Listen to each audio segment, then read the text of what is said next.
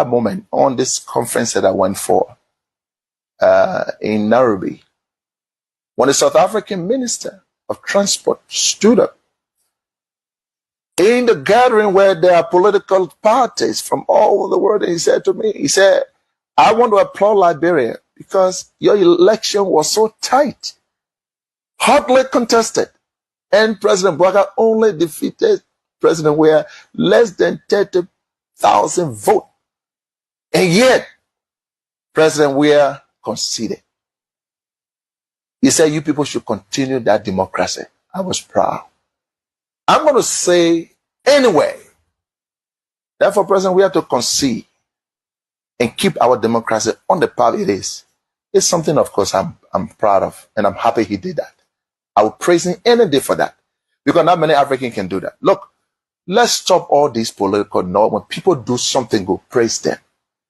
He could have stayed in power like other people. Yes, he could have done that.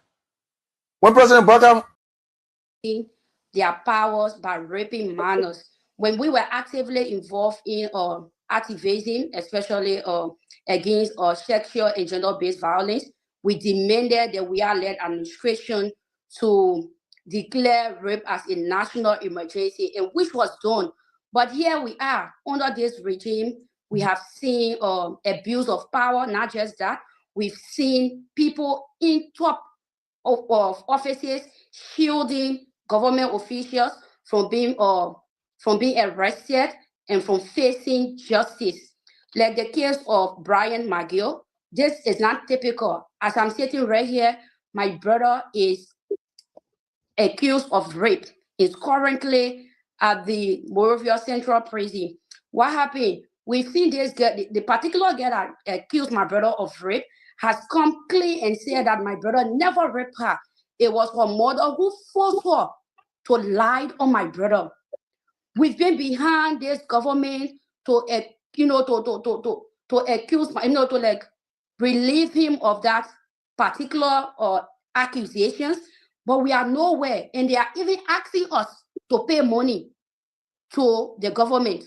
So if we see these things happening before our eyes, it burns us, and because we are female, we are women, we cannot sit to watch these things happening. But again, this is what we have under the Boakai-led government, when power or rule of law is no longer an ethics, when rule of law is abused, when rule of law has been sabotaged. So what I can say is, it hurts my heart, because not just because I'm a female, but also I'm a mother. Coming up, we were, there are a lot of things that we were introduced to when we were coming up. And some of us, we cannot say we were abused, but some of our friends that we grew up with, as are victims of sexual abuse, of rape.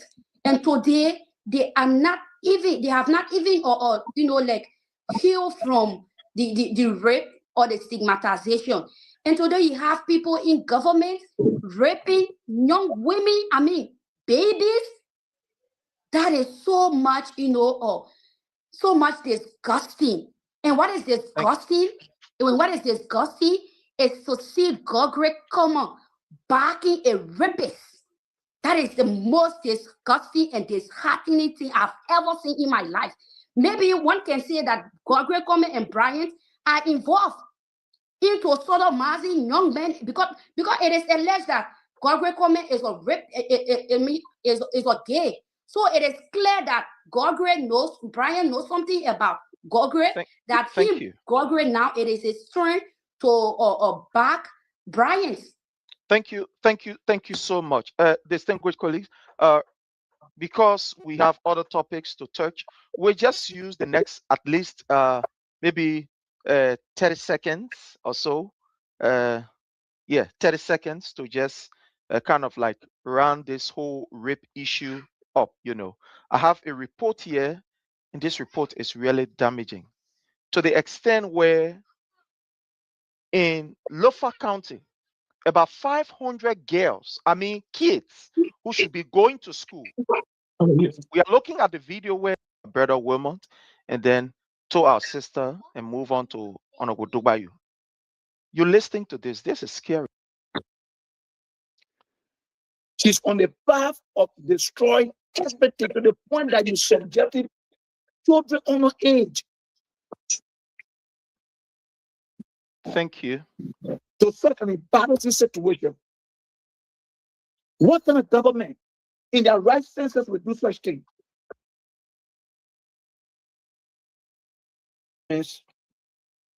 Whatever this government is doing, it's not surprising. Right? Like my colleague from Euro just said, nothing here is surprising. I'm Are sorry. you getting me? Yeah, I'm sorry. Okay. It's not surprising because we saw these things happening on the watch of the Unity Party. Even on milk, the international community was hugely present in Liberia. All right. We saw these things happening. I can remember at a certain point in time, because Manasseh Livden being the president and being a female, pushed hard for the female generated issues on the global scene. And I think at a certain point in time, it was banned. Today, in this regime, it has resurfaced. Why would you subject children at that age to such a condition? Okay? And you want that girl to have a good image on the global scene. Everything of our government that's supposed to be a morale for our nation as Liberian Gurus to be proud, this government will destroy all. She's on the path of destroying everything to the point that you subjected children under age. Thank you. To such an embarrassing situation. To spoon, because spoon fool the people in the book of Boakai. Yes, you're to the Mary, you're to the people that have been having 45 years experience. And see what's going on here. See what's going on here. What's going on here? You want to lock the camera? Very tough. Very tough. When you say things are tough, what do you mean? To get money, young man. You want to lock the camera? To get money. You see the time? To get money high right now? One, yes. See the US rate. And the man with a 45 years experience, it's just a bluff. For nothing experience there.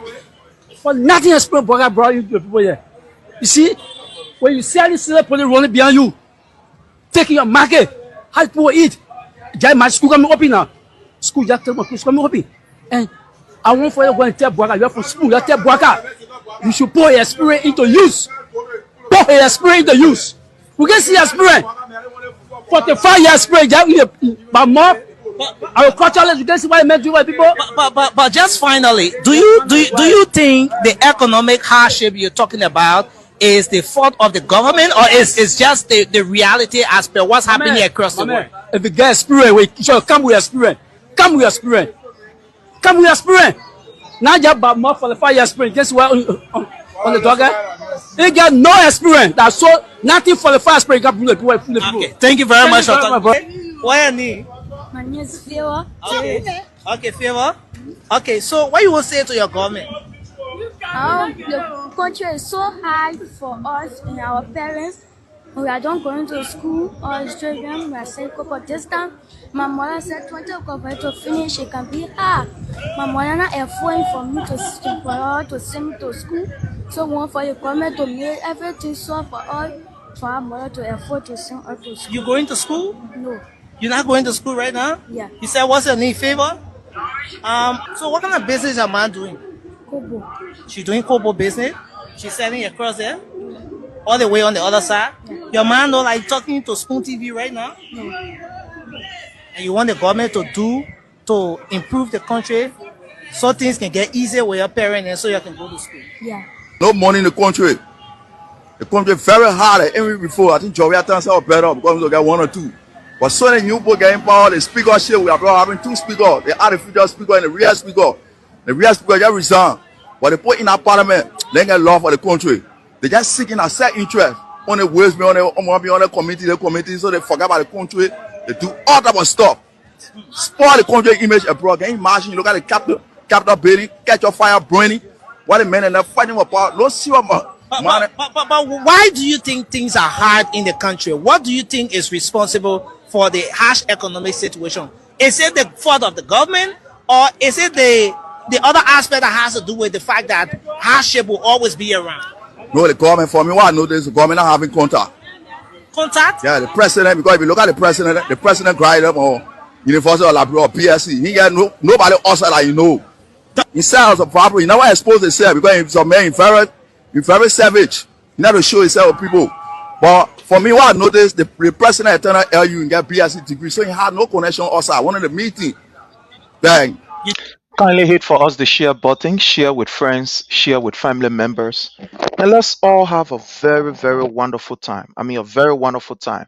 So again, I urge that you please hit for us the share button. Just share with as many persons as you can share with.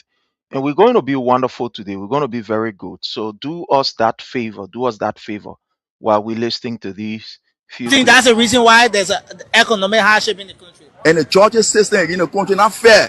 So no one can look at them living money bringing abroad again invest because abroad law is very fragile. They respect the law. When it comes to the business, things are not really improving because the economic system is very high. Money is not coming in. People are not doing business that before. Okay. Yeah. People not doing business as before. Yeah. So money not coming in. Yeah, money not coming in. Okay, let's talk about the exchange rate, for example. What's the exchange rate right now? Yeah, exchange rate gone to 200. 200? Yeah. When was the last time you changed money for 200? Yeah, quite recently, like day before yesterday, I changed money for 200. How is business with you? Business is difficult right now. Business is difficult. Yeah. What do you think is responsible for this? Do you think it's the fault of the government, or you think it's just the economic reality across the world? These things are happening. I think it's the government because the government need to put mechanism into place to make the economic condition better for the people. So I'll blame the government. Okay. So you think the government is at fault? Yeah. What do you make of the economic situation in the country? Everything is very hard. Just fortunate to make level at all. Wow. I'm Willie Zoe, Okay. chairman of Banana Island. So how do you call this place? Banana Island? Yeah, Banana Island. Banana So Island. where does Banana Island start from? It's starting right here. From right here? Yeah. So end with that place. Yeah. The entire Banana Island. yeah, Why did you call this place Banana Island? Because we surrounded by water. You see there? That water, yeah. So now you see the pool water coming from so, but it get come up here, so it's surrounded from the island. Oh wow! Now, how is All right, business with you? welcome to all. As we are Welcome talking to you, to all business of is you. hard. Business is hard. Doesn't collect. Thank God you reach on the street. Now, you spoke about the economy being very tough. They're not really buying from you.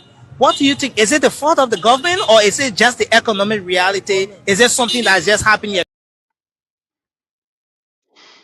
All right, so fellow Liberians, home and abroad, as usual, we want to use this time to extend our thanks and appreciation to all of you. We want to appreciate you for being on here.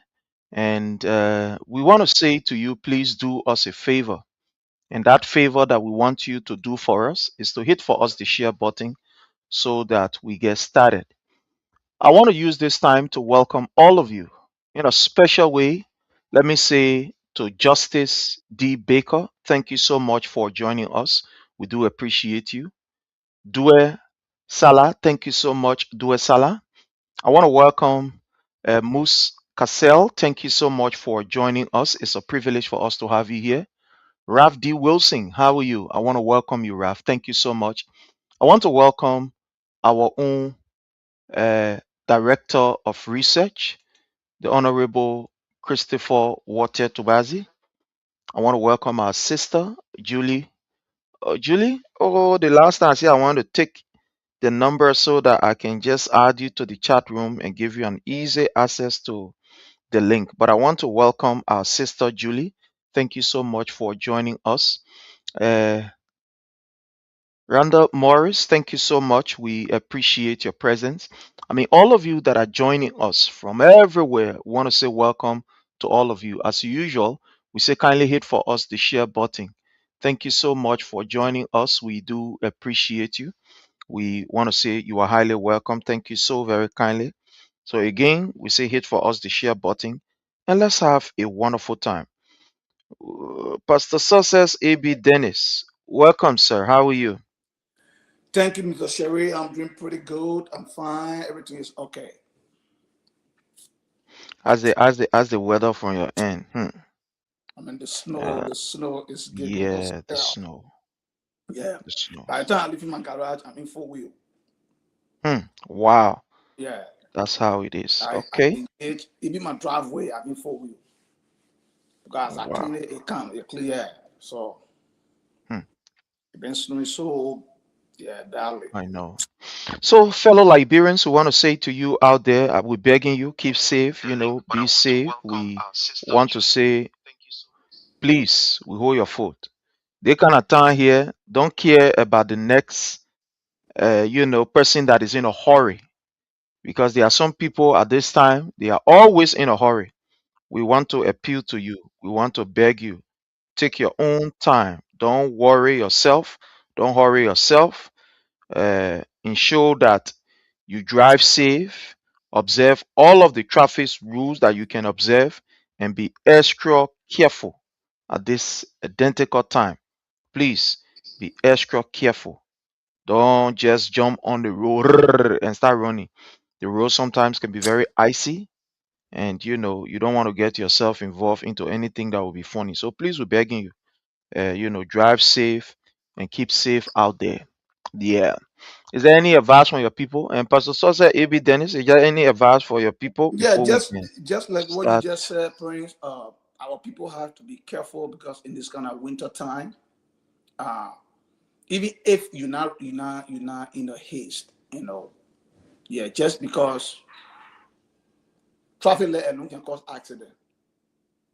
You get into the traffic light, and then it turn into yellow before you want to end up. I mean, like you want to apply, your brake or whatever you might slide along, and then before you know it, another car, bumping into you. So please, lower your speed, engage the red light, with a distant, brake system. That is, you leave 2 to 3 car space, between you and the vehicle ahead of you.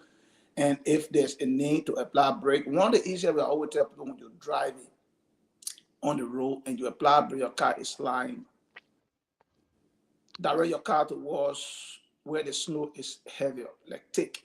It will help to stop the car. It better to pull your car out of the snow than for you to hit someone.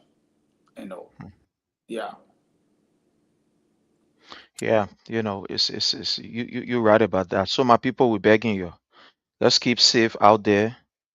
Let's ensure that, we are okay and don't take anything for granted at this time. Yep. Don't Yep. run. Sometimes you will see people in a hurry. Don't follow them. Take your own time. One thing about here, this country, the lane are so many to the extent, especially on the highway. If somebody feel that they are, how you call the thing, gently, let them pass on the other side. You take your own time. This is not normal time we are in. Take your own time and make sure you have all of your safety gadget in your vehicle. Make sure, my people, this time around, especially this kind of weather that we find ourselves in, have your blanket. Please have your blanket in the car. Have some kind of at least snack that in case there is a breakdown or there is, a kind of maybe traffic or there's a kind of hold up, at least that you can be able to munch on for maybe, few minutes. Have at least your water in your car is going to get cold. Sometimes it's going to get kicked, but make sure you have these things. Have basic first aid kits in your car. Yeah, make sure you have something like, your torchlight, and other stuff like that. Make sure you have what at least those safety gadgets that will keep you intact until the next help can come. So want to appeal to you, don't take anything for granted. Please, we begging you, don't take anything for granted. It's very, very important. Again, we want to say welcome to all of you. We appreciate all of you. We want to say thank you so much for your presence here, and we hope that you can do us a favor. And that favor you can do us is by hitting for us the share button. Thank you so much. So before we start our today's discussion, Pastor Success, let's hear what you have at least on your mind before we can begin our discussion. And the first thing we're going to be looking at is the discussion or deliberation in the House that talks about the electoral districts that the lawmakers are trying to, to ensure that they have before the next election. But let's hear from you what you have on your mind while we get ourselves prepared. Well, Prince, nothing much going to be on my mind today, with the exception of the state of the nation affairs. Our country, the trajectory, to which it's heading, is kind of disheartening. And I know people have been celebrating, the U.S. signed an MOU with the Liberian government on some X million of data and Ezra, and people are celebrating, but they have not read the MOU. They have not read the MOU. They don't know what entails in the MOU. They are not in the diplomatic world. There's no free gift. And people must understand that. So when these things are happening, generation coming after all are the one that feel the weight and they become the victim of this action we are taking today. So when our country is headed in this direction, and because of politics, people have refused to see what the reality is and be able to address it from a patriotic standpoint, then it breaks my heart. So the state of the nation affair, or state of the nation, it just not, satisfactory to our people, and this thing where we try to please the Western world and at the detriment of our people is bad. When the people are suffering, but the outside world is praising, or the praise you are receiving from the outside world should have a direct, impact on your people. But you can't be praised out there and then you come in your country, your citizens are crying on the street. Take a microphone on the street, Prince, and ask our people. The people are crying every day. Business is not going. The economy is bad. Yet, when we get a small, praises from outside there, we come and say, "Oh, we are doing well." No, you're not doing well until it starts to, impact the lives of your people. Sure. So yeah, that's just my take on what is happening in this country, Prince. Yeah, sure. We're going to discuss it. But again, want to say welcome to Roosevelt Krumah, our own mother, our own leader, our own sister, Madam Josephine Campbell. You are welcome. I want to welcome one of our leaders here in the DMV, Madam Claudia Allison. You are welcome. Thank you so much. Nina Quia, that's my love right here. You are highly welcome, my sister Nina. Thank you so much for Maria Lina, joining us. Yeah, that's my sister right there. That's my Maria love there. Lina there. Maria Lina Yeah, there. that's my sister. You are highly welcome. Thank you so much. And all of you that are joining us, we recognize your presence. Pastor Success AB Dennis, day before we wake up to the news of members of the House of Representatives discussing, voting, and agreeing that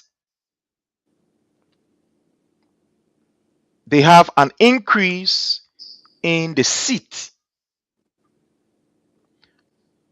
from 87, the total number of seats is going to be 87, adding about 14 new districts pending the concurrence from the House of Senate. But the representative then, they've already agreed that there is a need for us to add additional 14 new districts to the districts that we have. This is a developing news. We want to hear from you.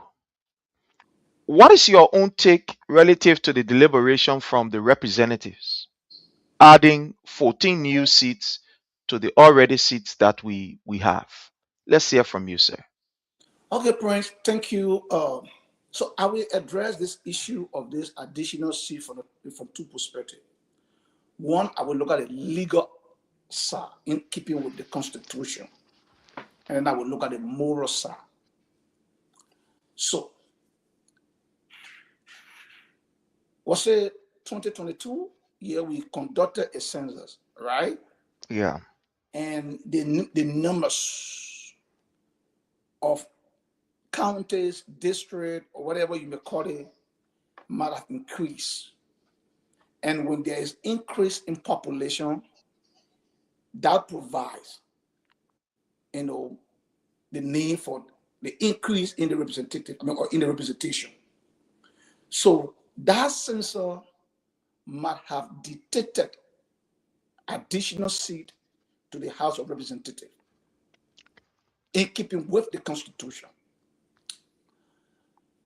So constitutionally, there might be item in the framework of our organic law of our country. On the other hand,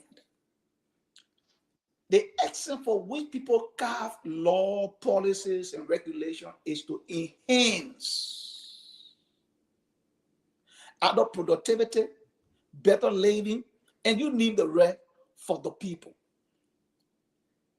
The question here is, it is legal, but it is expedient at this moment. And if you ask me for expediency, I will say no. But let's come to think about it. Look at the economics of the nation. Look at our budget. And look at the legislative allocation within the budget of just 73 representatives. It almost 15 to 20% of the entire budget. Besides, what is a meaningful that these guys that are there currently have done for the Liberian people that necessitate the increase of representative within the House of Representatives? What have they done? Everything they do in there is all for themselves, how to enrich themselves. Now, come to think about it, Prince. I was saying that last night I was doing some mathematics. Each of the lawmakers in our house, from the staff of the guy in their offices, from their gasoline, their whatever, each of them, there is approximately not less than 400,000. One person. So if you multiply 400,000 by 73, and then additional 14 multiplied by 400,000, do you know how much we're talking about? I think for now, it is not expedient that we have 14 additional seats. Let the lawmakers that are there now. Now, what they should be doing, the next thing they do to help our country, right, is as lawmakers, they have that jurisdiction.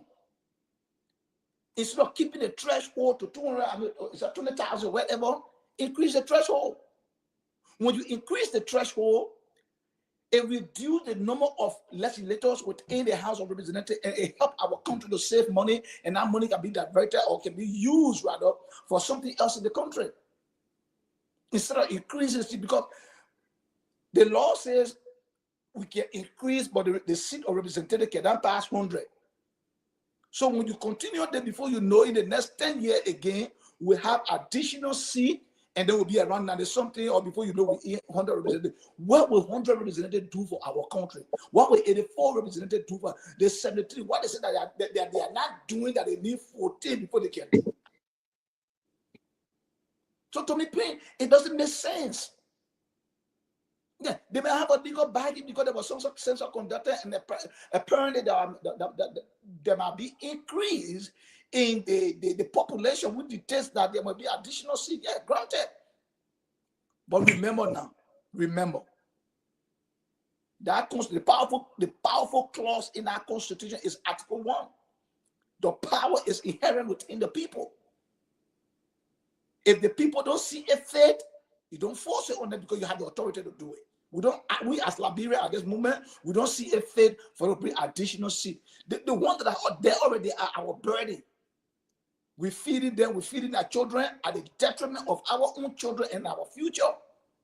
And they want to bring 14 additional burden to us? No, we don't. I don't think it's prudent at this point in time to have 14 additional seats in the House of Representative. Thank you. Thank you. Thank you so much. We want to welcome our brother, Jake. We also want to welcome Momolu. Thank you so much, James Pele, for joining us. Pape, we appreciate all of you. My brother Jake, you are here. yesterday we listened to discussions. We heard from our lawmaker, especially the lower house, that they've voted to increase the number of seats in the house to a significant number of 87. In other words, adding 14 new districts to, the existing districts that we already have. And that is enshrined in the Constitution as per the census that were conducted. In every area where you have about 20,000 or so people dwelling, they must be represented by at least one representative. And all that they were doing is to ensure that those laws are fulfilled that are on the book. Let's hear from you. What is your take on this? Yeah, to the follower, once again, salute and respect to everybody. We're approaching the beautiful season, December, coming to 2 years. So salute to all the followers. Next year it will be massive, it will be tough. So you're here to share the video. Respect to everybody. For me, Prince, I always say we are at the crossroad. Liberians should fasten that seatbelt from 2026 going forward. Prince, and I know my country is a broke nation, a broke country. But you see, what the guys are doing, they play on the gullibility of the society. They know that we're a low IQ country. The power drunk. So they want power. They're doing all these things for 2029. Yes. For them to champion to see how we can reduce 10 new position in that country, the presidency, because they say we follow the American footstep. But also say for them to bring something in the legislature, say we want to amend new law. You reduce the Senate seat, the Senate position for 9 years to 6 years, representative to 4 years in the presidency for 4 years for the country to be in peace. 6 years is too long. I remember the former president proposed 5 years. He proposed about dual nationalities and other things.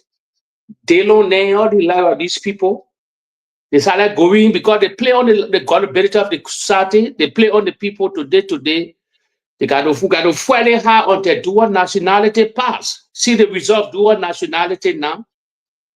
We're spending almost $300 million into the Liberian economy through remittance or other bank transfer. But Prince, I believe it will pass. When they will send it to the Senate, it will pass because they know the country. Half our budget go on these people, the legislature. What kind of, they're not in our benefit. They're not in the interest of the Liberian people. Even those we have there already, those are serving their people. What are they doing for the community? What are they doing for the various counties and the various districts? The only thing, they burn the capital building because of greed and power. Nothing else they burn the capital building. But Liberian people are stupid people. I would say raw. So society, they will sing the legislature. I saw similar thing that happened in Nairobi. The videos are there. They can research it. Ruto just carried gas price out. Ruto, you saw that video.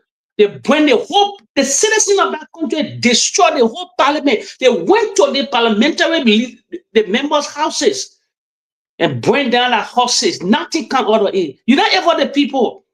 But the society is scary.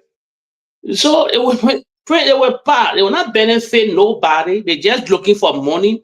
And they want empower themselves for 2029. It's all about power. If you look at the real what at this time, 2 years into the presidency now, why they won't add another 14? I know it's a 4 coming from Monserrado County extra. 4 from Monserrado County alone. They're not in the interest of nobody. It's in the interest of them. That's why they have Eugene speak up. So the Speaker, they want to retain power, they want to stay on there.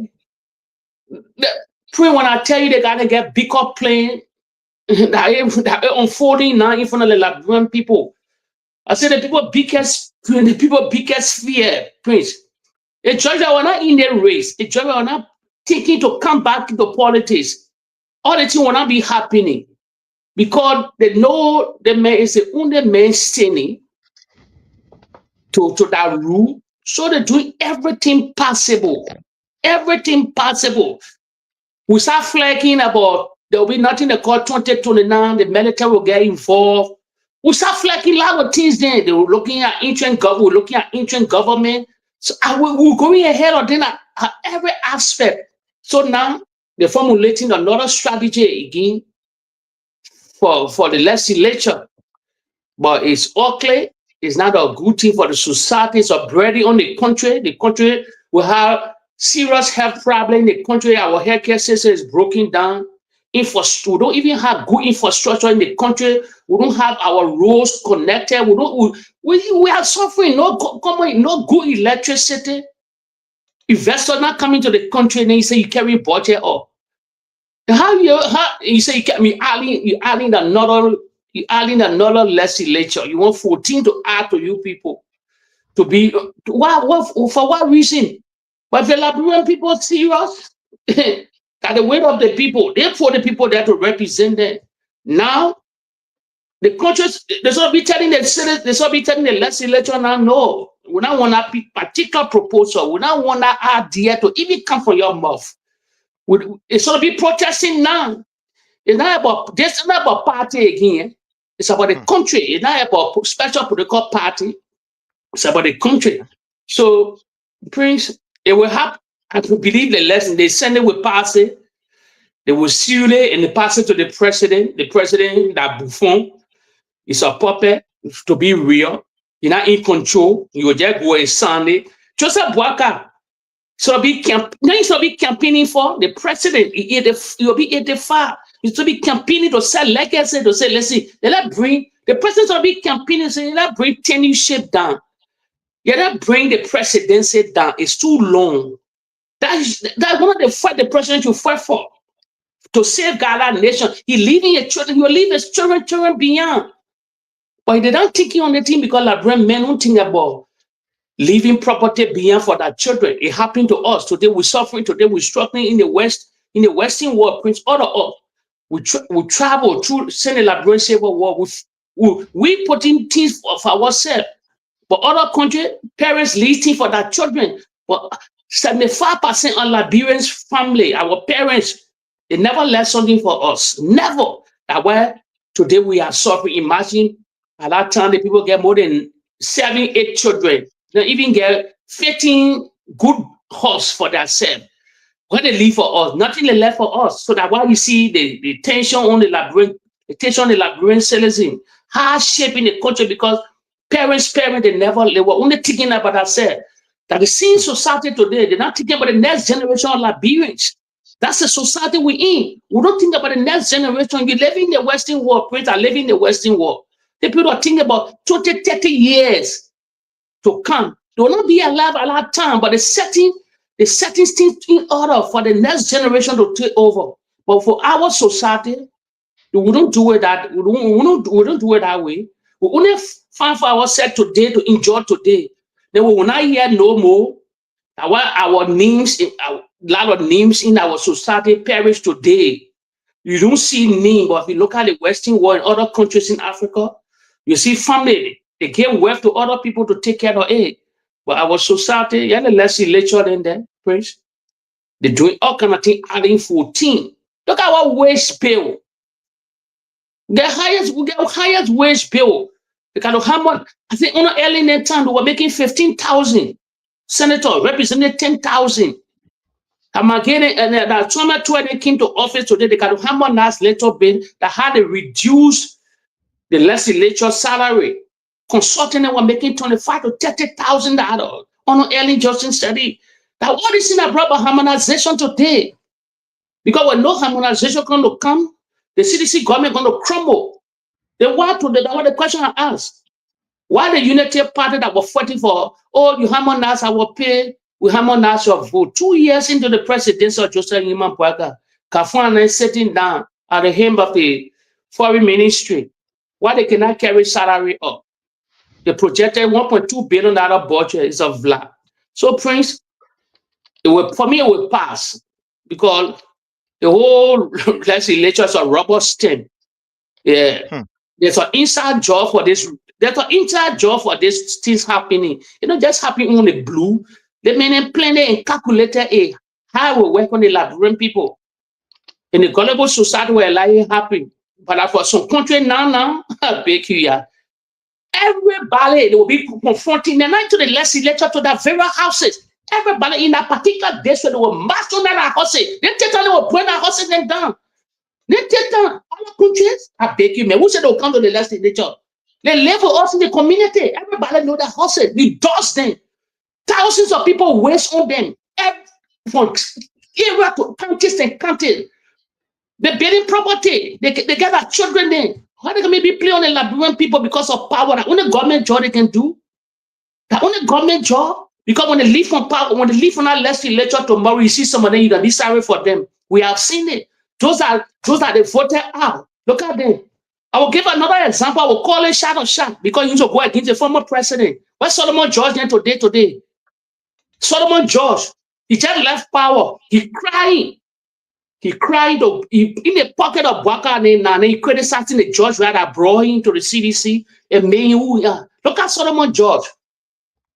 If you see Solomon George on the street now, you never know your legislature. A reality. You never know. No charisma, nothing. He looking frail. Solomon George. I give you a real example. He was there for 2 seasons, 2 years. I mean, 2 terms. So now he moved from in power 2 years into Boakai now. He broke. In reality, that's why he's going against the CDC now and talking bullshit because he think in the Boakai administration that naive group of people that were giving job. The crossing captain and now. Yeah. Thank you so much. You know, on this entire issue of the discussion in ensuring that we have 14 extra seats added to what we have now. My people, laws are made to govern you and myself. And when you and myself feel uncomfortable with that law, based on prevailing situation and circumstances, we can sit around the table to either amend it, to make it look fine, to make it look good in our own interests. That's what it is meant for. The lawmakers are people that we voted to represent us. So they are supposed to be our voices, our ears, our eyes, and our everything. That's why we always say that it is important for these lawmakers to have consultation, to be visible and present in their district, so that at the end of the day, we can have an interaction to tell them what are the issues, so that they can get to know the current reality that the people are faced with. That's why we always encourage lawmakers. We always say they should have interaction with their people. In fact, that is even the reason why within the budget, they have something called in their own, budget, constituency visit. Yes. Those constituency visits are to ensure that these lawmakers go to their people, interact with their people, find out from their people what are the burning issues. Or when there are serious law to be made or decisions to be made, you go to the people and ask them and get their views. But it is unfortunate that, fellow Liberian, we allocate money to these people, these lawmakers, for constituency visit. The only time they will use this constituency visit when election coming. Then they buy rest, put it in truck, go to you, and say, we here. The money that is allocated for them to visit you, they will not visit you. They ain't get time. they will use it. Every budget year, every year that they pass the budget, these people have constituency money in there, constituency visit, where supposed to visit you. That is one. Number two, one of the reasons why Joseph Nyuma Boakai insisted that Fonati Kofa should not be the speaker was because he never wanted any kind of hindrance or any kind of obstacle to his agenda to rescue the people of Liberia, according to him. And that was even said by our man Richard Kuhn, that they want a regime speaker, so that the regime speaker can be able to carry the agenda of the regime, so that that particular regime speaker can be able to ensure that everything that is put forth by the executive to rescue the Liberian people, that it is not stalled. That was the reason why. That was the reason why even some of our people, some of our lawmakers, seditians, they compromised and decided not to listen to the party, but to do what they felt in their interest was best. They said they're supporting the removal of Fonati Kofa. So the first thing I want to get here, and I want you to understand, Richard Kuhn is implementing the agenda of the executive, or in other words, the rescue agenda. What is happening in the house? Don't get me wrong. Constitutionally, we are not saying that it is wrong. But is it expedient? Is it timely? Is it in the best interest of the Liberian people? Let's ask ourselves. No. Is it? No. The first thing here we must be talking about, fellow Liberians. Let me answer this call. It's an emergency. Let me answer.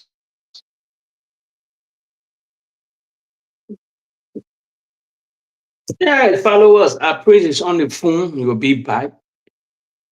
Prince asked a question: Are this in the interest of the Liberian people? But you gotta look at the real picture. It's not in the interest of our people. The thing for now, the people calculated this thing. Who the president of the Senate is? Jeremiah Kuhn is the president of the Senate. He want to be president by all costs. So the calculated plan. Yes. So as I was saying, fellow Liberians, as I was saying, this particular government has put in place a regime speaker to ensure that their agenda are put forth and they are not hindered at all in any form, way, or manner. So Richard Kuhn is implementing the agenda of the executive, Joseph Nyuma Boakai, for the country, quote unquote rescue agenda. Let's look, for example, at this particular increase that they are talking about. In every district, you know what you are going to have. For example, let's just give ourselves a kind of breakdown of what we have here. For Bomi County, Grand Bassa County, they will be having one additional seat. Bon County will be having 2.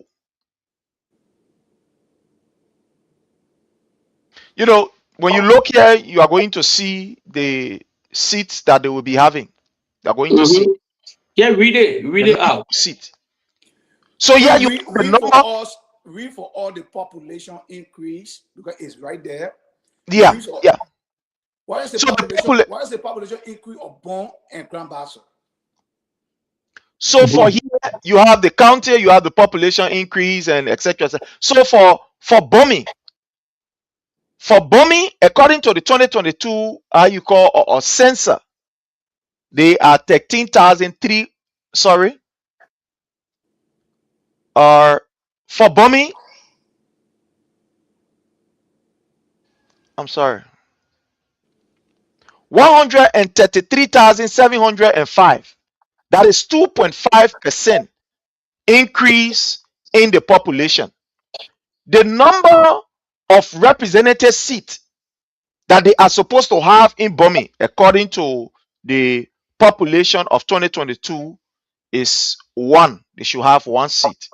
When you look at Bon County,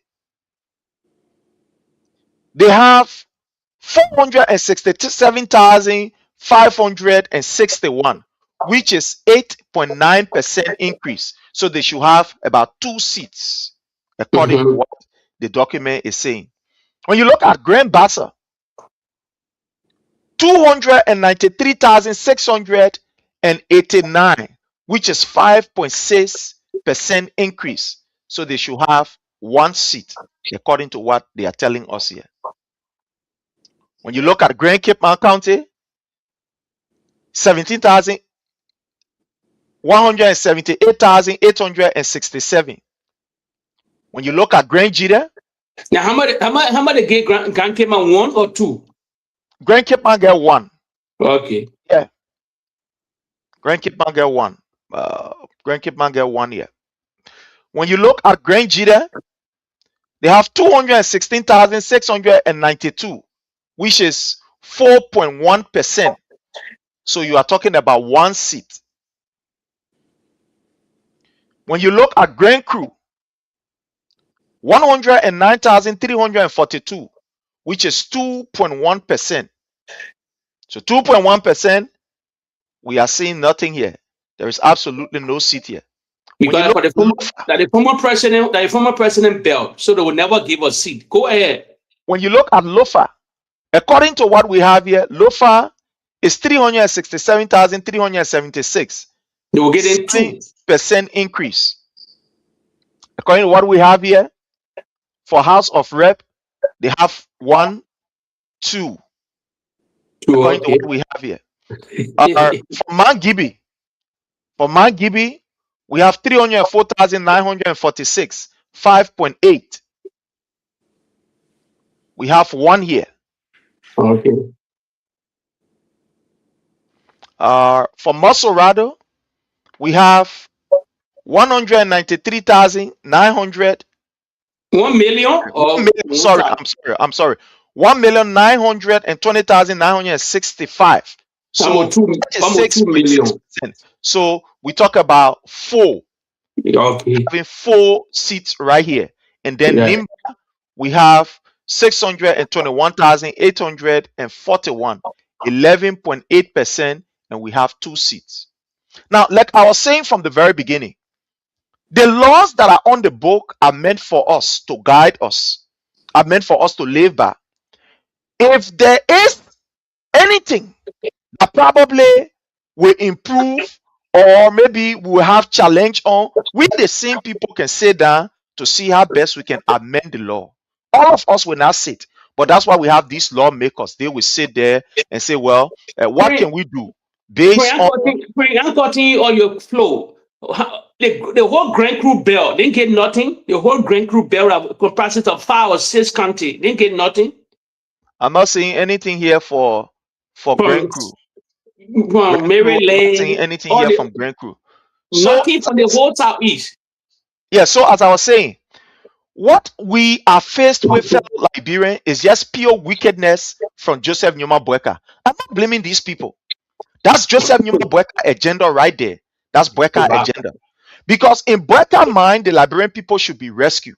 But let's ask ourselves, those districts that we are even having in Liberia, that we say we get districts, do they have good hospitals? Do they have good schools? I mean, public facility. I'm not talking about private. Let's leave private. I'm talking about public facility. Do they have those areas that we refer to as districts? Can this district boast of, I mean, improve or these government facilities like schools? I mean, I'm talking about any Bawati school. I mean, very good schools. Can they boast of this good school? Healthcare. Can they boast of healthcare? Can they boast of roads? Can they boast of the presence of security, police in those areas? For example, we know of counties that get less than 100 police officers. River G, for example, the entire River G, police officers then are there, they now reach 200. River G, police officers that there, they now reach 200. So you see the wickedness from these people. These people are based. Woman, you can just mute yourself. We're getting a feedback from your end. So these people are basically discussing about increasing seats because some of them feel that when the seats are increased in their area, it will give them the opportunity to still have their seats, and other people who are their major contender will maybe run in the other area that will give them an opportunity to stay be seated. These people are not discussing about, for example, increasing the number of police presence in our community. They are not talking about increasing the number of health workers in the counties, the number of trained medical practitioners in those counties. That's not what they are talking about. They are not talking about increasing the salary of our teachers, increasing the salary of health workers. That's not what they're concerned about.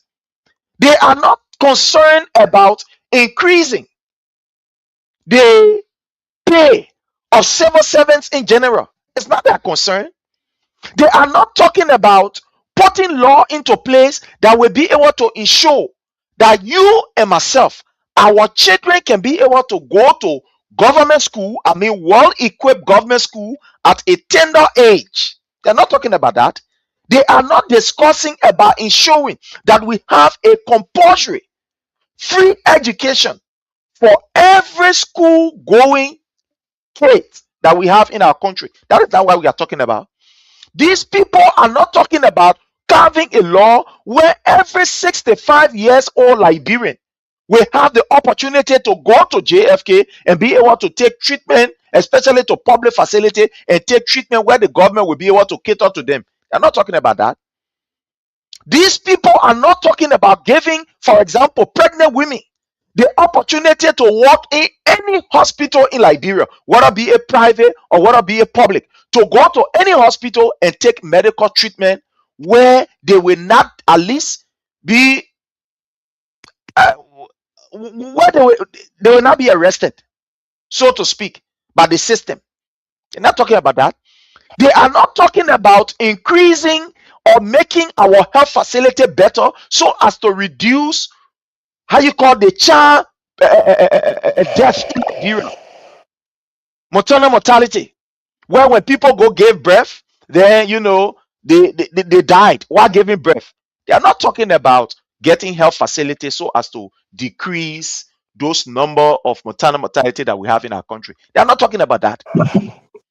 They are not talking about improving the education sector, for example, government schools, that every government school will be improved to meet the standard that is supposed to meet. That is not their concern, but they are talking about increasing the seats, thereby increasing the money.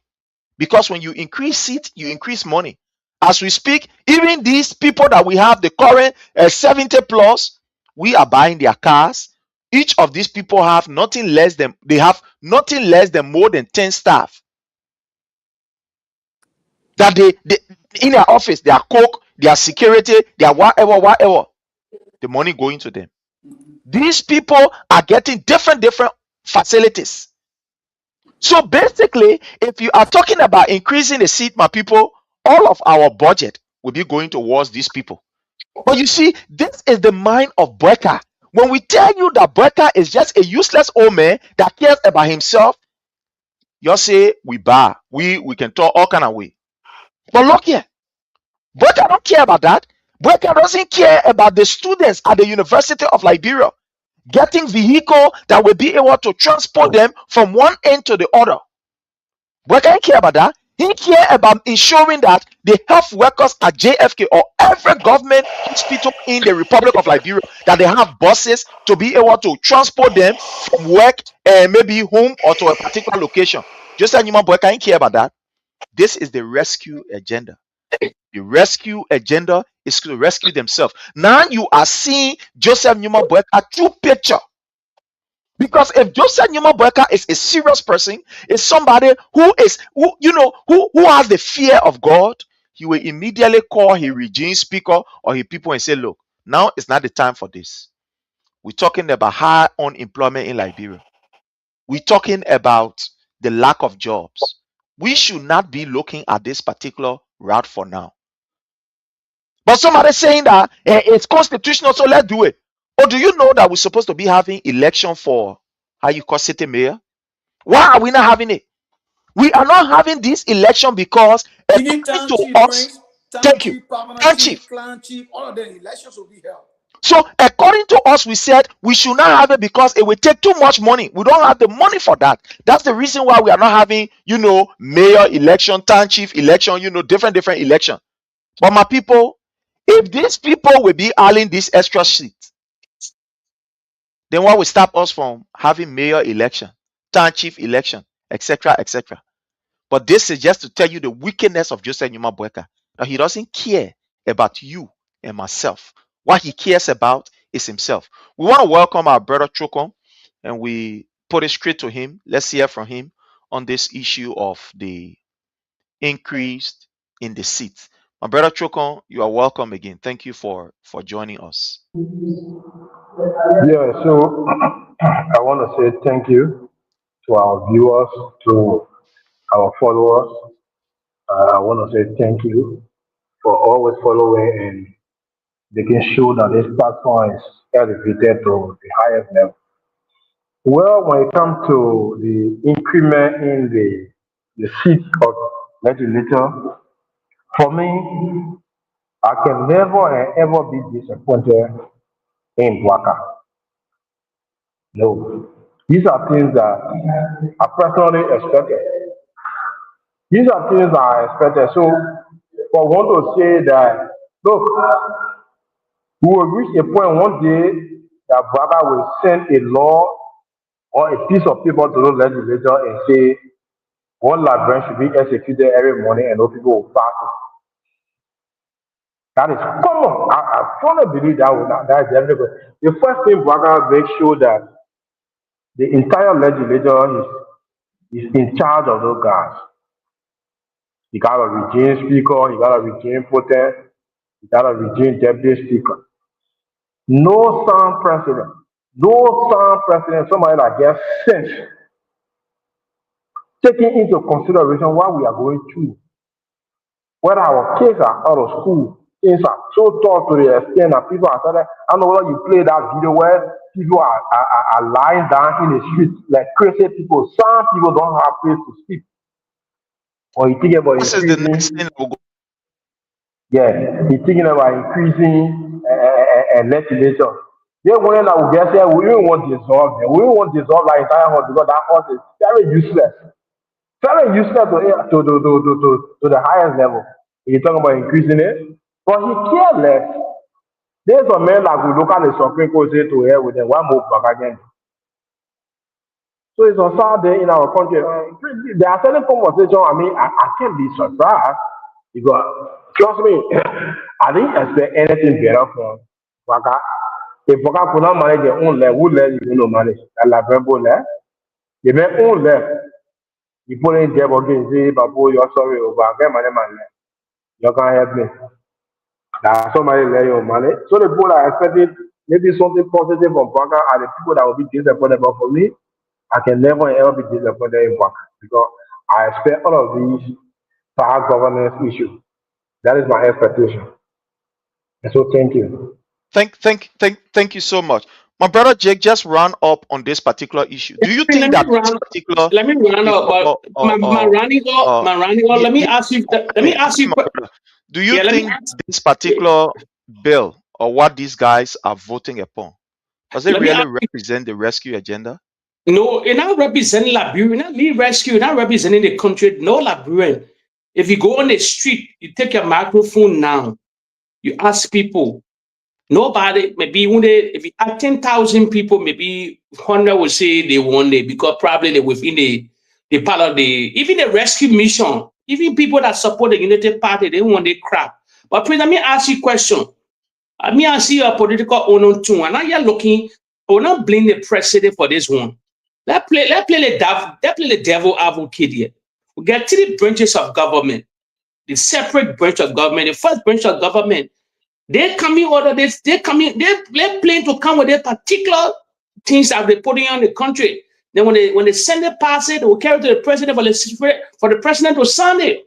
If the Senate not sign it, if the Senate not agree, it will never pass. All led to the Senate now. So it left with those, it left with the people that in a various district that get a senator then now to start calling upon them now and say, listen, that crap, the speaker breaking to you're gonna chunk it in the garbage. You're gonna chunk that bullshit all of your Senate hall. It's not decent for the Liberian people. So it's time now. The Liberian people to start calling the senator then now. The man I allow that thing. But my question to you now, for me, I see a political honor tune for power. For every aspect going beyond 2029 going beyond. But Prince, why the first branch of government coming with a kind of proposal and then want to blame the executive branch of government? My brother, the executive branch of government is the one controlling now the first branch from all indication. We saw what happened before the removal of Honorable Fonati Kofa. You saw what happened. You saw the struggle where Joseph Nyuma Boakai and everything was involved into it, where we saw the executive spending money in order to remove him. And according to them, they wanted a team that would now obstruct their agenda. So who will you blame? The Boakai boys. That's the regime boys. So that's why we're blaming Boakai. Because if the president have a good heart for his people, the man who he telling, he puppet, he bad boy, he will tell a bad boy that, look, this is not something that we should be able to look at right now. This is not something that we should look at. But unfortunately, that's the regime speaker. Okay, Prince, the second question I want to ask you. They got to vote for it to pass. How many people voted? Let me ask you, that Liberia, because we don't have a data system, we're not digital, that's a problem. Other nation, we will know who vote against it, who vote for this and who vote against it. I had sometimes the people in parliament, other places, they vote for that senator, that representative. When you support this kind of thing, we wait for you for the election, we put it against you. I had a lot of people that do all around the world, even the great America you live today. So how much people voted for the thing? You tell me that the whole legislature voted for this particular Booker statement, or if you could get any insight of the numbers, maybe you will say, okay, 70, okay, I think the total of them, I think there's 70 something, 40 voted for or 30 against, something like that. They seen the way we saw the majority blood story. So we know the kind of who are on these kind of stupid things to send it to the Senate if it already passed. Brother, again, if the people cannot even install camera at that particular place, it's just I don't know what I should say, but to just be a bit civilized, it's just so wicked on the part of these lawmakers. Can you imagine a website that they don't even have it? You want to tell me the legislature don't have a website? Lawmakers? I mean, they put on a website, man. They put it on a website. Okay. Well, they don't have a website. And fellow Liberian, let me just show you something here, right? Something that our brother sent. And I want to say thanks to our brother Chokon before we just conclude on this. Chokon, thank you so much. You did a very, very great, work. Look, I saw this thing. I was asking myself, whether it's real or I don't know, it's a makeup story, but I get to know that this is real. It's real, yeah. See Liberians, my people, sleeping on the sidewalk. I mean, the normal people. I'm talking about, I mean, we say disadvantaged youth. No, I mean, normal people who you will see in the morning, they will go do their work, sleeping on the sidewalk, sleeping in front of stores. I saw this. I was like, what? Yeah, myself. This is serious. I mean, very normal people. I mean, very normal people. I mean, people like you and myself who are not in any way taking drugs or they are not confronted with any drugs addiction. Sleeping on the sidewalk, sleeping on the road. I'm like, what is this like? What Liberia has turned into? But my brother Chokon, let's just get 30 seconds from you as we conclude before we move to the next topic. Yeah, let Chokon explain it. We're not talking. Let this just how you call pull this up. Chokon, go ahead. So, these guys are there sleeping, on the road. It's a normal thing, right? They sleep there. In fact, every day. In fact, that video that I sent to you guys, in fact, I got tired recording, right? I got tired recording because, it was so sad. These are people that left their houses. Not voluntarily now, right? But due to rent.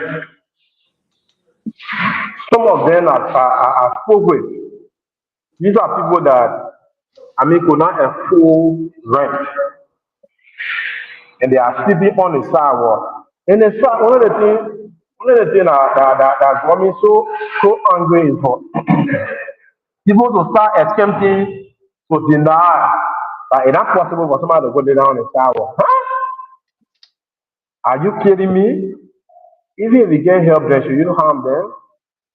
Even if we can't help them and we bring these issues up, if you can't help them, you just let it be. You can't say you're supporting the government and you want to defend everything. Sometimes I wonder what happened to our people. The first place I went was around Bessie and Central Street. Tonight, if you go there, you will see the guys there. In fact, some of them holding and I call it low to free post. Some of them they got the good different also.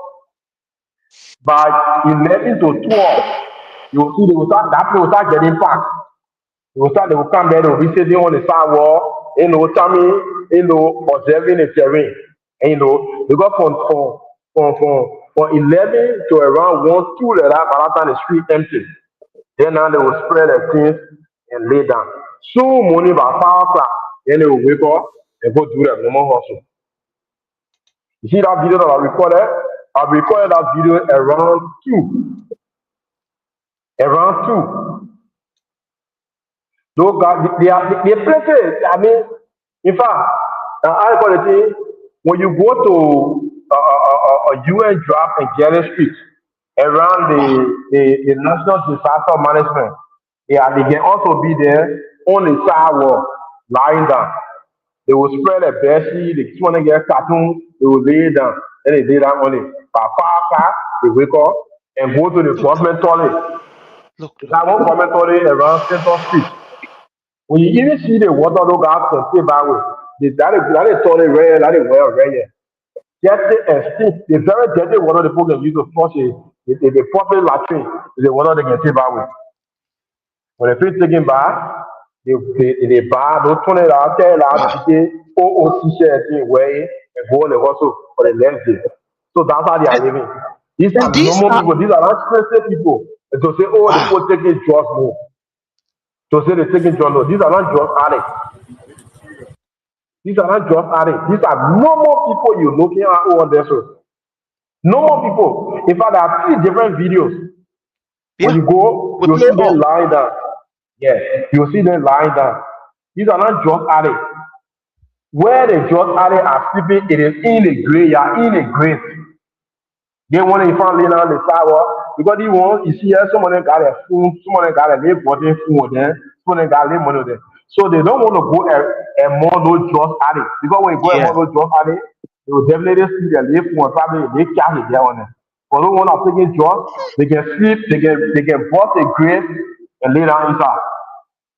For the minute you find laying down here, that the hospital then.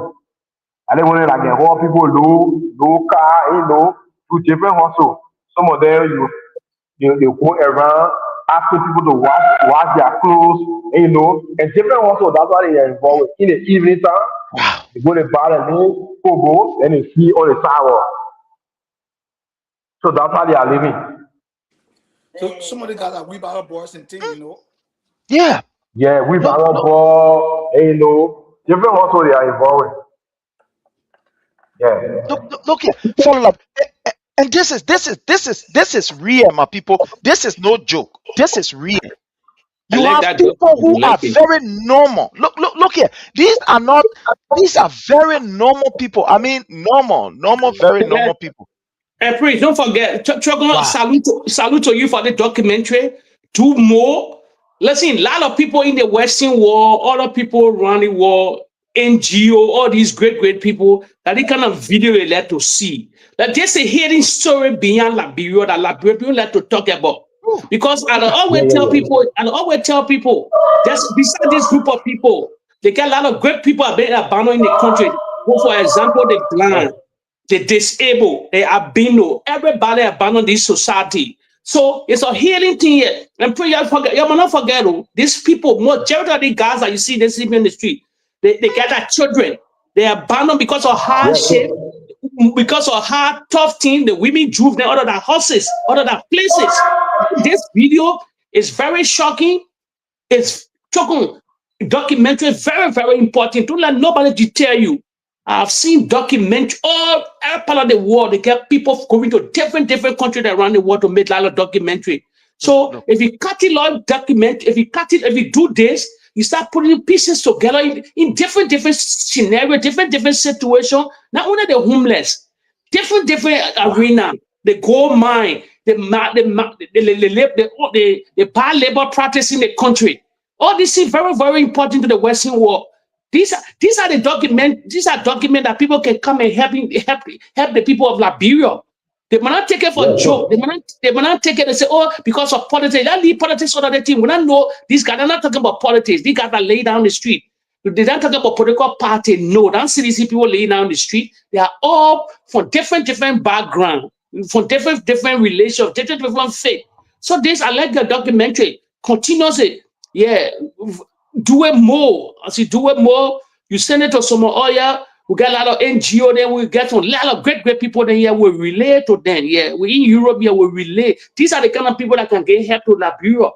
This awakening call. So this beyond the scene. Remember, expose this. There's not about exposing government. No, it's reality. That's the thing that Liberian people facing. Wow. Thank you so much, my brother. Thank you so much. This is really, these videos are not something that you are looking at that is AR. No, this is reality. This is reality. These are normal people who you will see in the morning. They will go and take bath. They have, like Jake said, they have their children. They have their family. Some of them, because they can't really, they don't have job. They can't afford for the family. Maybe the woman is selling in the market. He said, look, you can't be in your house here. They want room here. You can't be here. And the children will be here. You go outside. So the men prefer sleeping outside in the morning. He take a wheelbarrow. So in the morning, he go hustle. Whatever thing that he get, that's gonna lay $200 or $300. Go and give it to his girlfriend or his wife and say, look, take care of the family. For me, I'm man. Look at how people are living. And these people are not thinking about this condition, but they are talking about increasing the number of seats where they will get 45,000 in our car, or they will get pretty close to almost about $40,000 plus every month. In terms of that, different benefit. I listened to Darius DeLong trying to deceive himself and think he's deceiving the Liberian people. They'll reduce our salary. We are not talking about salaries. The benefits that these people are getting, even if they say they don't want salary, their benefits are sufficient enough to take care of them. Benefits. Each of these people have nothing. They have nothing less than. Some of them have. I think it depends on. Like the speaker, I know he have more than 20 person, more than that 20 person in his office working as a staffer. As his office, whatever they will call it. So each of these lawmakers, some of them, I'm very sure. And when you go in their offices, you will not see these 10 people that maybe you will find the special, maybe assistant to the Senate, to the representative. Maybe you will find about 3 or 4 person in the office. The rest of the other numbers is coming in his pocket. The rest of it going in his pocket. So we are not talking about their salary. What we are talking about is the benefit that these people are getting. The benefits are more. Imagine these people after every 3 years or so, they're getting 45,000 out for car. Where they can go? Where these people can go? Even those ones that travel out, I mean, that have their constituents in the counties. How many times do these people visit these counties? Do they go there with these cars? They don't. You're talking about after 3 years they get 45,000. Every budget year, these people get nothing less than from 35,000 up to 50,000 United States dollars for constituency project, legislative project. What project do you see the guy carry on? You take 45,000, you go pay one or pit latrine, and say you have conducted or legislative project, and that is why these guys have refused for that house to be audited, because you cannot use national or state resources at your own in the world and pleasure without any accountability. Wow. So they want to bring 14 additional human beings to bring more. But now forget about the salary and the per diem or the wherever or the benefit.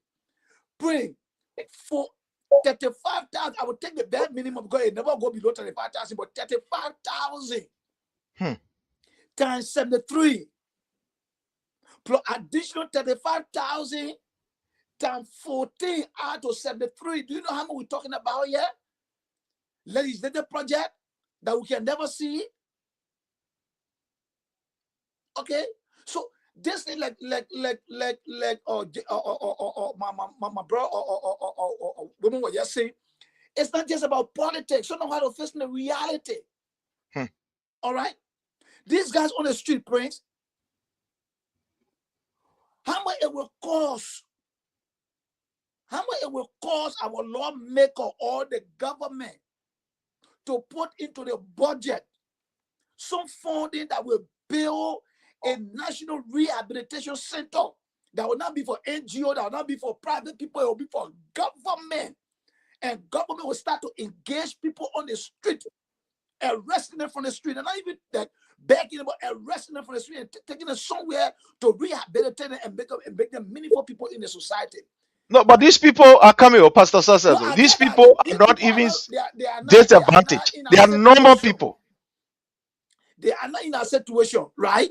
But if the government cannot pay attention to this kind of people who need those rehabilitation, what much more about people that hustle on a daily basis, but because they cannot afford the income they're getting from the hustle, cannot afford a rent, they are sleeping on the street. I know. And this even remind me, Pastor Success, this even remind me. Let's take for an example. Here in America, these things happen, right? People, we sleep in our cars and etc. etc. But the government or these different facilities they have around, they call it halfway house, where people will go there, sleep. Some people will pay like $10, Some you pay just for the maintenance of the area. You pay, you go and sleep there. In Liberia, our government is not even thinking about that. Joseph Nyuma Boakai is paying $10 million home in Foya. And in Morovia or in those counties, you don't even have one rescue house. Even they can refer to it as a rescue house where you build a very big, house, maybe with different beds. People who don't have place to sleep, they can go there during the night and be able to sleep in the morning, and go and do their normal thing. They are not thinking about it, but they are talking about increasing. In the United States, here they got what they call a shelter. Fine, thank you. Shelter. The shelter is there for people who cannot afford. Now, back when we say low income housing facility, right? Like the Matari Estate, the Stephen Tubber Estate, the New Georgia, all these party estate, they are what low income facility. Go in the estate to see. How can a lawmaker be living in New Matari Estate building? That should be for low income. How much will cost the government of Liberia to build those estates within the 15 or subdivision of our country and call it a local income? You build like apartment complex, and your people live there in comfort. How much will cost government in Liberia to take care of her citizens? The people don't need much from you. They don't need much. You can build about 1,000 or room capacity or apartment complex in each of this county, and you just say, okay, it's for low income or. But so said, when you going to that level, said the people abandon the people abandon the Emerald Hospital, they abandon the Douala market. Where to just maintain with small budget, then they will build structure. What are you talking about? Go see the unification part at the PHP. It's complete mess. I saw the Emerald Hospital the other day. It's basically it's turned into a haunting site. I beg you, man. The Unity Party that joke. You know, Brother Chukon, let's start this from you. The Swedish government have pulled out of Liberia. And all of us know that the Swedish government has been a very, very long-standing partner to Liberia's development. When President Weah was there, they were there helping, you know, in different areas, trying to see how best they can augment the health sector, education, etc., etc. Under this government, we are seeing that the Swedish government, the Swedish people, they are pulling out of a Liberia where Joseph Nyuma Boakai is dependent on other people pocket, in other words, international people pocket to survive for their budget. But here you have this particular Swedish government that has been there for record ages is pulling out. Let's hear from you. What is your take? What are people saying? Let's hear from you, sir.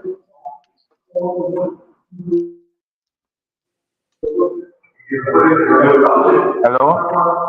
Yeah. Am I clear? The background. Okay. Yeah, you are okay now. So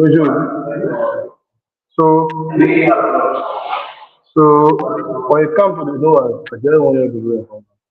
So when it comes to that, the Swedish embassy returning back or closing their operation in Liberia, there are a lot of these different embassies. Even if I was the ambassador, I would advise my president to close the embassy here. Because the thing is that if for any reason, I'm not praying for it, but if for any reason something funny happening in this country, everyone on earth here is going to feel it. Everyone on earth is going to feel it. So I mean, I may not let the I mean, because they are helping people, they are helping, and people that are in the pool, because they are villages that government have abandoned. Some of the projects that the government is involved are helpful to our people, but they are returning. But again, you can't bring them because we have a government that don't care. We have a government that don't care. And if you get discourse there, they will force you, they will tell you all, they will call your man, they will call your father, they will call everybody behind you. So, I mean, the kind of lawlessness in the country you expect people to be here. These people believe in the rule of law in their country. They know what it means for somebody to look at the higher court in the land and say to hell with you. And you see the people will sit down here. These people are getting reports. The ambassador here or those different international people here or those different diplomats here, they are not sitting.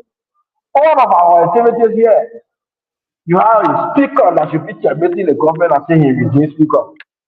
These reports are sent to their home country. And I think that because of these different reports, they are very party up. I think that one led to the Swedish government taking their people from there because, trust me, the country is very toxic. The country is so toxic to the extent there are people in churches, they don't criticize each other on the basis of politics. It is sad. So people are aware. People send report home. They see the kind of knowledge. Imagine a police make a pregnant woman and kill that woman out of the police and still passing around. On a whole road, a police commander. Up to now, that police man still passing around. The Minister of Internal Affairs raped somebody and he said passing around, nobody cares. A deputy minister that's going to be developing you, is that raping you? You say passing around. And the government care less about it. The government that should be fucking crime are the one involved with crime. And you see the people that will sit down here and that their investment or their money to be thrown in the trash? No! Because it will appear like every cent or dollar they are spending on Labrador is almost that they are supposed to the government to violate the law, to steal more and build a personal home. So if I were the ambassador, I would definitely advise my president, Papa, they play a too risky, I'm going to take me for here. That's it. Thank you. Wow. Thank you so much. Pastor Success, let's hear from you. The Swedish government has pulled out. If you look in the chat room, they are complete right out on the departure of the Swedish government. So the first thing we will look at here is that people say, oh, you know, they now let Liberia alone. The people say they want to pay attention to the Ukraine war. They want to direct their resources to the Ukraine war. Oh, okay. Oh. So why Ghana, they close their embassy in Ghana. So why their embassy in Nigeria, they not close. So why their embassy in other African countries not closing? It is only you, Zimbabwe. All right? I know Zimbabwe or Mozambique, one of them, that they close the embassy in. They could say, okay, you know what? Like what you said, the U.S. government there, USAID, when they were closing down, they didn't close the U.S. embassy. They only withdrew the funding aspect of using the USAID to implement projects. Like, but they withdrew that component. But they kept the diplomatic tie with you. When an embassy of a country close in your country, in other words, they are closing diplomatic tie with you. That's why it indicates. You know, you can spin it wherever way you want to spin it. It's up to you, but that's why it implies. Now, the next question here is, the Swedish said, look, we want to focus on Ukraine. But pretty what Trokon said, these diplomatic people, there are things that inform their decision making. All right? And the way you and I speak, they don't speak like that. They speak like diplomat. All right? They speak like diplomat. They will not tell us, oh, like, bro, government. No. Diplomatic, they will not do that. But we as citizens know exactly what the problem is. These people sat here and saw you remove a constitutional speaker illegally. These people sat here and they saw you dispatch armed policemen in Kinjor and kill people. These people sat here and saw you brutalize uniform students only because they petitioned our government to put teachers in their classes. These people sat here and saw you, okay, pass a 4G budget that did not meet a constitutional standard that you use it today. These people saw you, or they are seeing you doing things that the very thing you condemn here, the people see that everywhere in the center of your government, corruption is all over the place. But instead of you fighting corruption on the holistic level, you are cherry picking and witch hunting certain people because you feel they are your political opponent. The people see these things. All right. So when it comes to them drawing down, you know, their activity in countries around the world, the people sit on the table and look at variables and they make decisions. And Liberia has to fall in that category because of bad governance, no respect for the rule of law. The people saw the U.S. government State Department report on Liberia. Rule of law, how much you score? Freedom of expression, the freedom of the press, human right. Okay? And you want to come here and tell that the Swedes are putting out because based on they say they are winding down their activity because they want to focus on Ukraine and Russia war. Yeah, they can say that, but we know the contributing fighters. All right. I don't like the kind of detention these guys bring to our country. Tell, oh, you will not do this, you do this, you will not test your foreign. I don't like them. But we are there with them for 50 years plus. So why now with your regime that they are leaving? And they are living prayer. It's not just about diplomatic tie, it's also going to affect our economy. People are carrying on project in our country. So many, I mean, they may not be project that you and I can pray, but they carry on project. They have employed few, even at 10 librarians, they employ 10 librarians be living out of job. They got NGOs that are implementing their project. Those NGOs will close down because they are closing. So by August next year, the student will be completely out of Liberia. USAID, I mean, are gone. The students gone. Who else? Now they are talking about 1.2 billion in the budget, and the people that are supposed to fund those budgets, that are supposed to help in funding your budget, are closing down their embassy on you, and you think that we stand a good chance to get anything meaningful out of this government? No, Prince. And our fellow listeners, Liberians, it's about time that you stand up, because if care is not taken, nothing will be left to govern after the regime. Before we hit 2029, nothing will be left in our country. When they said during the campaign that if or CDC win, there will be no country any longer, they are the one now marketing the future of this country. They have taken Liberia as a collateral to the Western world. And they come here, they want us to believe that what they are doing is lawful. When the Western world getting chicken and come for our entire country resources, they want us to sit down and celebrate. Okay, so we are in a dark cloud. We are in a veil. We need liberation. Wow. If we don't stand up, Liberia will be doomed. I can assure you that. Thank you. My brother Jake, let's hear from you. Let me just bust out what my brother is saying. It's a big blow to the Unity Party and the country. They likely spinning. I told you earlier, I told you before, it coming to reality. I said the Unity Party is bleeding. I told you sanction will come upon the Unity Party. All of them will be surprised. You know where Sweden in Europe? We have several relationships with Sweden long time before some of us was even born. Let me remind followers here. The Swedish American company, how they call it? They call it Lamco. Yeah. The money, like broken a gullible society, and the Unity Party that adore children, that adore people, that want to pray. The people that low IQ people are finished seeing it. Then they used to be telling the other group that the low, they dumb people. Not know, that's a reason why. Let me tell you something. This, my brother said it. Nothing else the Swedish pulling off at the rule of law. You bring your capital building. The people part of the European Union. You think they were like European to come invest that money yet? As they come in, they're going to the European Parliament. They were discussing it. Like, bro, be discussing the European Parliament. Why you're put up? They will tell all their friends in Parliament. They said, don't go to that land. Don't go to that land to invest. What we see, what we saw there, we put it out of the country. That's a blow to the Unity Party. They like it, they spin it. They like it, they put a propaganda machinery on any kind of platform to turn it around. They speak.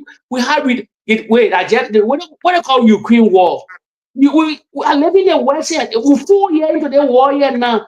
Judge our empower the war our own. Why Swedish never pulled up? Judge our empower. The Swedish, wait. I said the people that weak and lazy group of people that are bleeding all over the place. One of them will ask questions and say, but wow, Silva said they are bleeding. If I tell you something in reality, nothing coming for the Unity Party. Nothing coming for them. Baka destroyed the Unity Party. The president. Prince, let me remind you. You think the West are stupid people like Liberia? You think that stupid people can invest? The people saw the president fainting on your inauguration. When they pop the whole world, all the highest, it was the greatest transfer of power in modern era. After Ellen Johnson said it, George Weah, it shocked the world. A football icon transferring power. All media institutions around the world, they saw that particular president 80 plus years. He was 80 plus years at that time. Imagine you, they say in 81. He fainted on that podium. Even the president, the former president, shaking a chair. All the dignitaries came and they saw it. They know the president's a puppet. You see the people that know the president? You see they don't know that the people calling the shot? The people been sending a report long time. The MCC report, all the State Department result, they report, it damaging to the United Party and the government.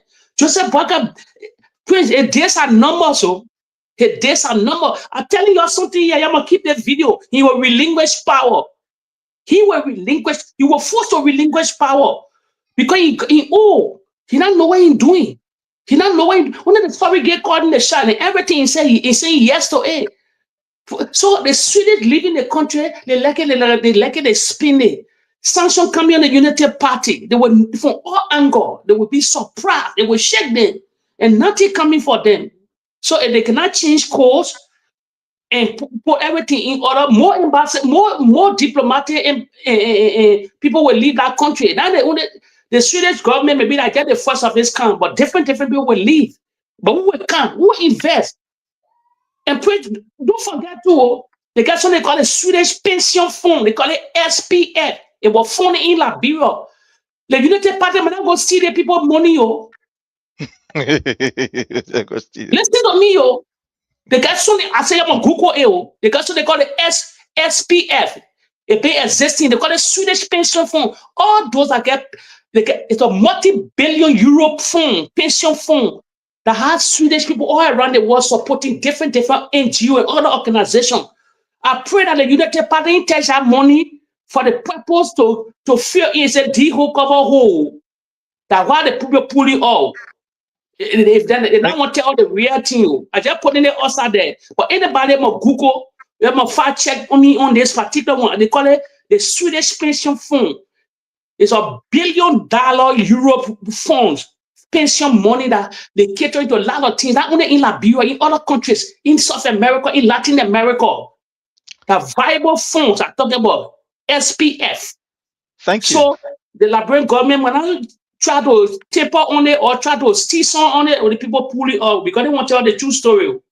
Thank you. My brother Choko, I'm sure you spoke on the issue, right? Yeah. Okay. Now, let me say this, my people. There are many ways the international partner will speak when they are dissatisfied.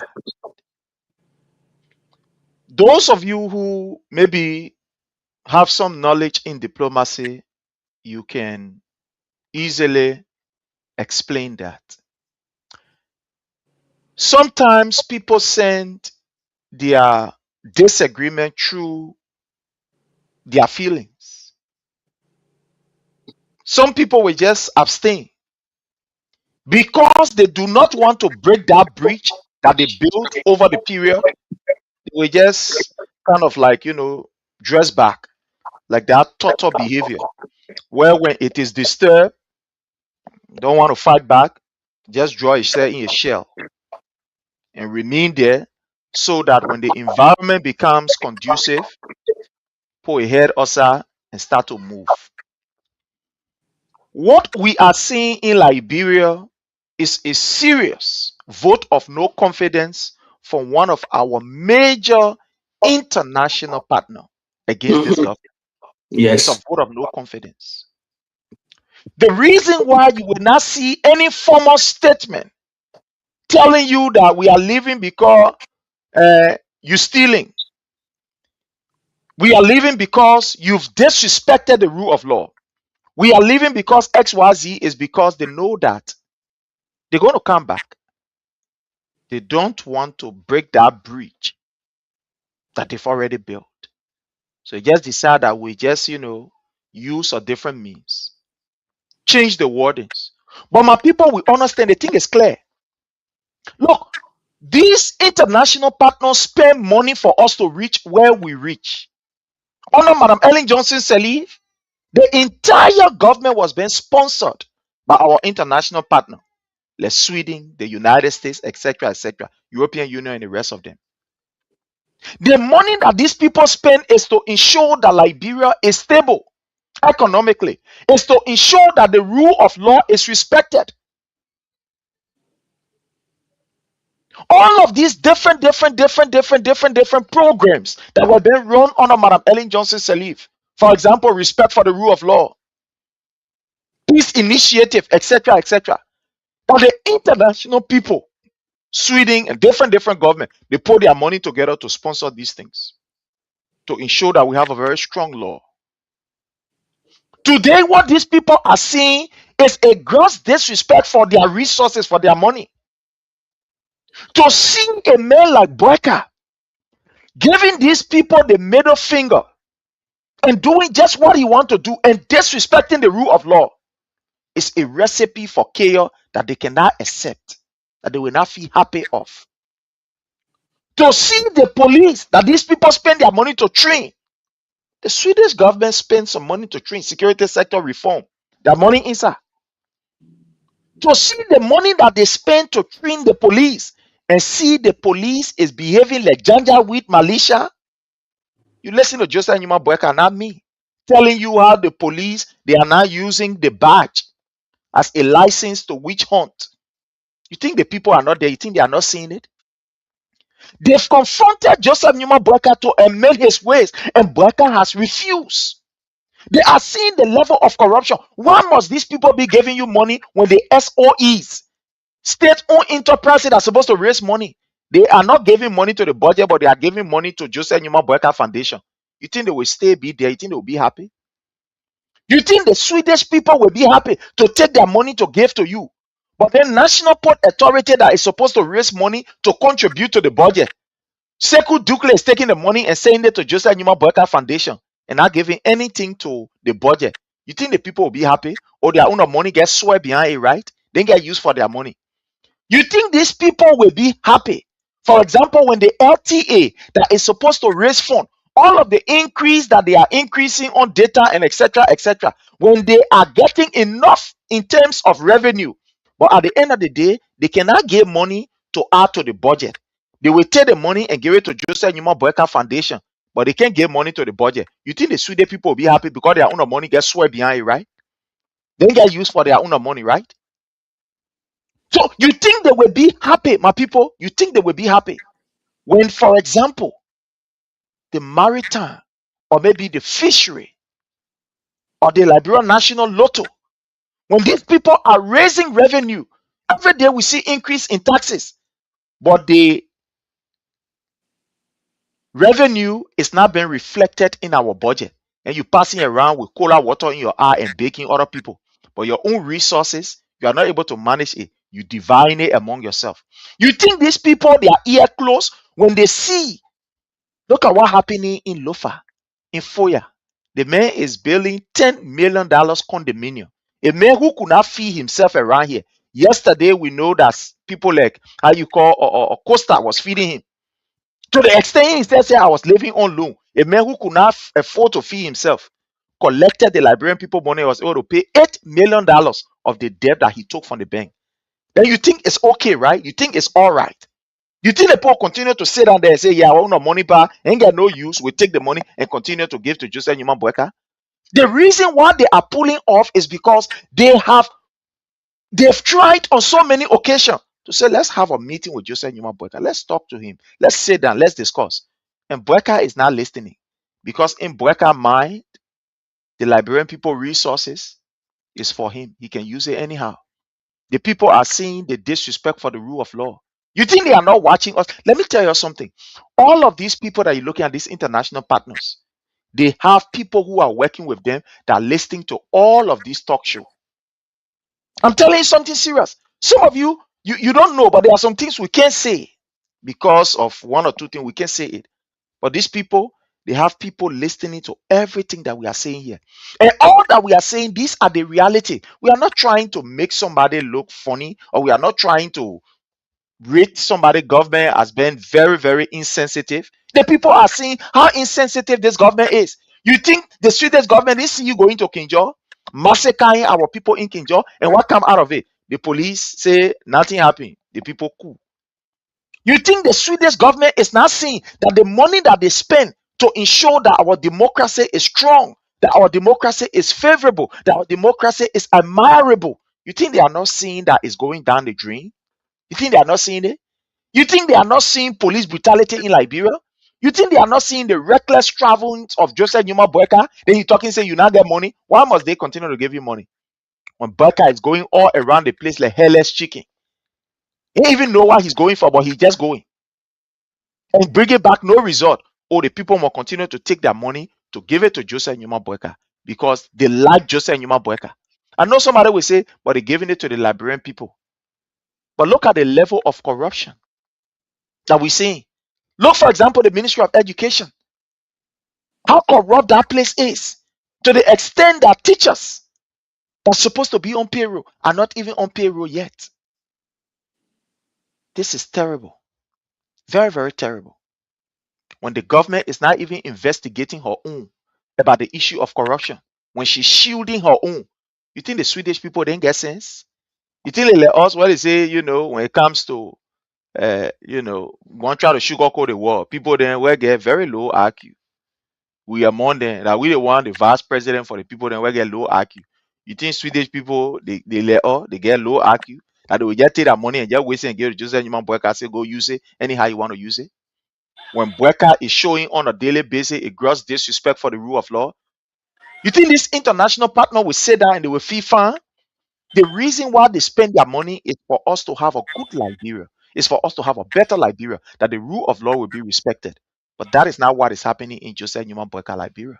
He's disrespecting the rule of law. Joseph Nyuma Boakai is showing the example that you can disrespect the law and walk away scot-free.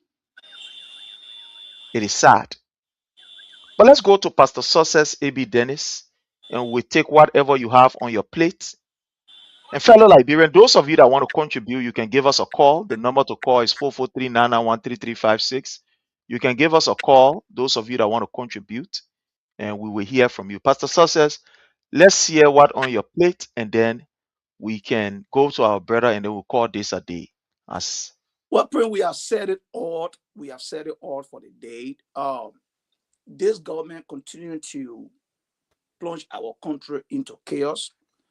And I just thank God for the way we in the opposition conducting ourselves, because if we have followed the way the government is proceeding by now, the country is in a different situation. But let me just say this to the Liberian people.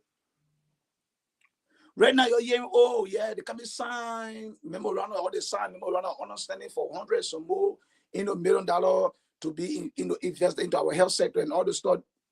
But one thing you guys have yet to ask a question. The Liberian government brought to you $1.2 billion budget.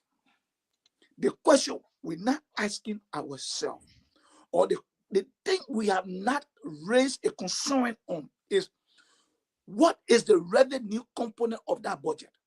How do the government intend to raise that funding? Let me tell you,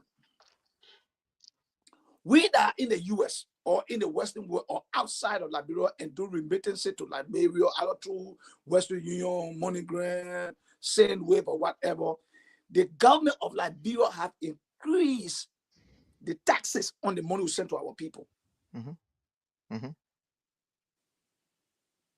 The government is also about to increase taxes on daily commodity, more especially on the consumable commodity of the suffering masses.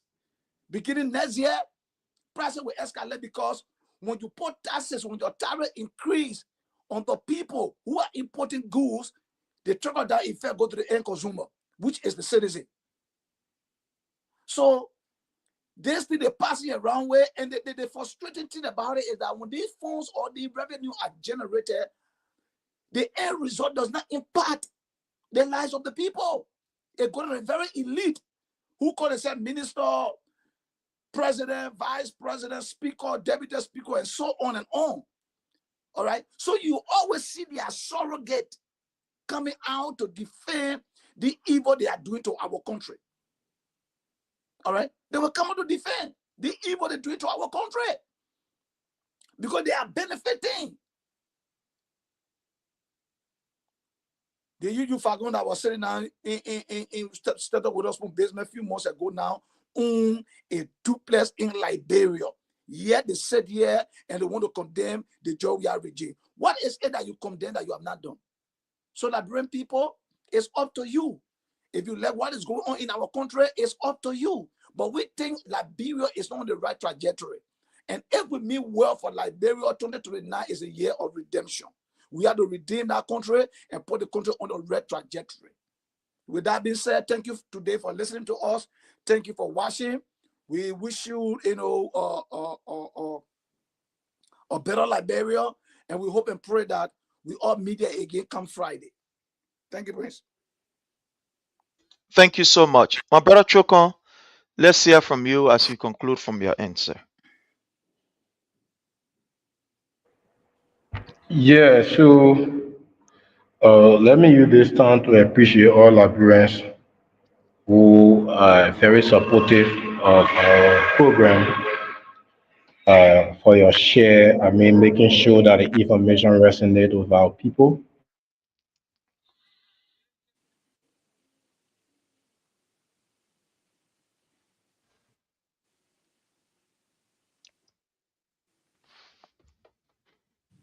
Hello?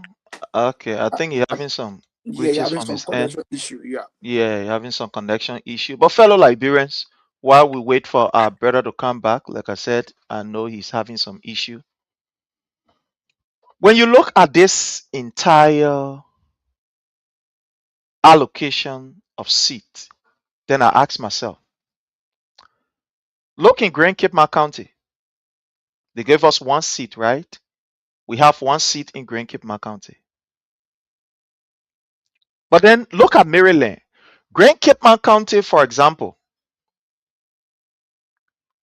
178,667,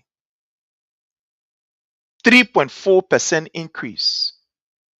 3.4% increase. And then look in Maryland, 172,587, 3.3% increase. But they have no seats.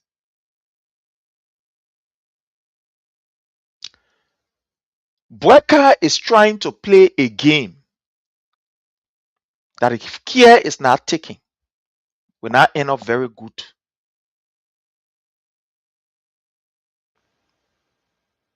We know the game that they are trying to play. We know what they are trying to do.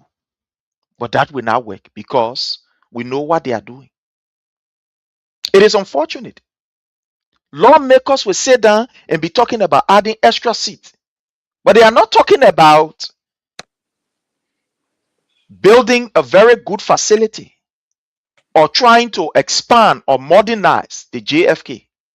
No. Today, when you go to JFK, dialysis machine is not there. The dialysis machine that President Weah left there, it broke down. It broke down. The last time we heard people crying. But then talking about buying these equipment. They are not talking about buying new equipment for our hospital to meet up to the modern standard, but they're talking about increasing the number of seats. So this is Boakai idea. This is Boakai's agenda. Boakai don't care. That is agenda. That is regime speaker. But fellow Liberians, all we want to say here is that this is what we have. When you vote for a squanderer, somebody who has no history and no legacy in believing and standing for the people, this is what you're going to get. Again, we want to say thanks to each and every one of you. If this is your first time joining the platform, this is Under the Palava Hut. You can follow us on Facebook, on YouTube, on Twitter, and wherever.